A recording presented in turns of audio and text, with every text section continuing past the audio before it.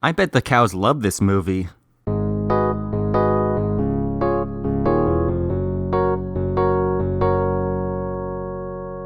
Good Burger, how good can it be? It's not a chicken sandwich or a full night of sleep. Scoff.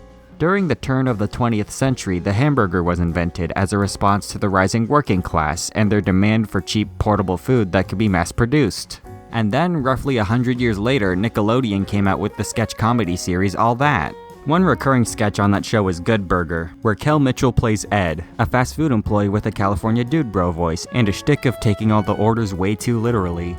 In summer of 1997, Good Burger was adapted into a full-length movie because Dan Schneider's greatest wish in life was to compete with movies like Princess Mononoke and Free Willy 3: The Rescue. We open with Ed having a nightmare sequence where the burgers plead for their lives. I've always preferred chicken sandwiches anyway.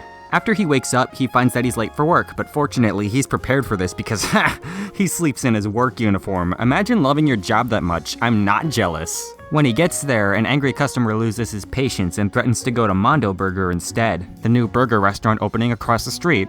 Also, I hope you don't lay awake at night wondering what that nightmare sequence was all about because it's never brought up ever again. How dare they? Maybe it's a nod to the fact that I used to like ketchup until I got this one nightmare about getting trapped under the floor, which I blamed on ketchup, and to this day, I still don't like ketchup. Maybe that's a stretch though, because this movie was made 4 years before I was. Meanwhile, Dexter, played by Kenan Thompson, is a high schooler who's about to have summer vacation. He has the craziest plans for summer, like waking up at noon, talking to girls, and getting $2,700 in debt. My plans involve eating a chicken sandwich and trying to regain the ability to cry. Maybe. So Dexter tries to pay off his debt by working for Mondo Burger. But then he gets fired and works for Good Burger instead, which is good because Mondo Burger is literally evil. They might look like a restaurant, and they are, but they're also a totalitarian regime that's decorated like a Backstreet Boys music video, where they inject the burgers with triamphethol, an illegal additive that makes the burgers larger than life. And in my opinion, a lot more gross looking, which was probably intentional because they're the bad guys. Their competitor is even called Good Burger. They should stop hiding from the truth and call themselves Evil Burger. And what's worse is that Evil Burger is totally outselling Good Burger. That is, until Ed puts his secret sauce on it. What's in the sauce? I don't know, they never say. I would guess that it's a blended chicken sandwich, judging by how much people love it. And also, I actually lied to you, they do reveal a little bit of the ingredients. In addition to the pickles that he pours into the sauce, two key ingredients are lemon juice and my arch nemesis, ketchup. Ew. According to Kel Mitchell, it's basically just In-N-Out sauce from In-N-Out Burger. And apparently it's so good that it brings a lot of new customers to Good Burger, enough to make Evil Burger jealous. So naturally, they try to coerce Ed into giving up the secret formula to the sauce, using such tactics as seduction. It doesn't work. Then the main characters try to infiltrate Evil Burger because they just found out about the triamphethol. Meanwhile, Evil Burger adds shark poison to Ed's sauce, which they didn't need to do because it already had ketchup in it. And fun fact, a lot of the burgers that the extras are eating in this movie are expired. I've always preferred chicken sandwiches anyway.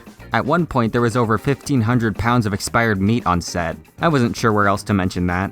So our heroes dance their way out of a mental asylum, as you do, and then they win. They stop people from eating the poisoned sauce, Evil Burger gets in trouble, and Good Burger takes over the world with a 33% on Rotten Tomatoes, and then they became a taco restaurant.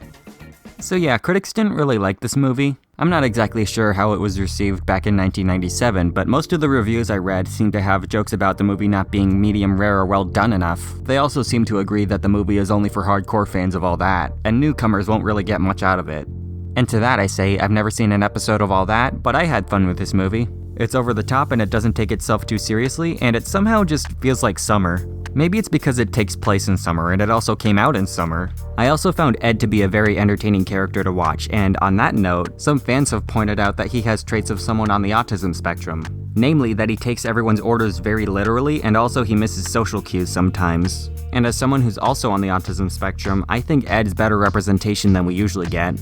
I've noticed that I prefer when characters are theorized to be autistic rather than canonically autistic. When a character is canonically autistic, usually the media in question makes it too much about the character's autism in my opinion, with Abed from Community and Tina from Bob's Burgers being notable exceptions. For example, in The Good Doctor, everyone makes a huge deal about how Dr. Sean Murphy is a doctor, and he's autistic. But in Good Burger, Ed is allowed to exist in a world where other things happen too, or at least that's how I see it. Also notable is that he works against the stereotype of autistic people being all white. To be fair, Ed's autistic qualities are normally played for laughs, but on the other hand, a lot of the humor seems to come from how the customers react. Or at least not at Ed's expense, because he never really seems to be in pain or anything. In fact, he's always very happy-go-lucky. And I think that's a big part of what makes his character, and by extension the film, so fun to watch. In conclusion, I'm not sponsored by Chick-fil-A, I promise.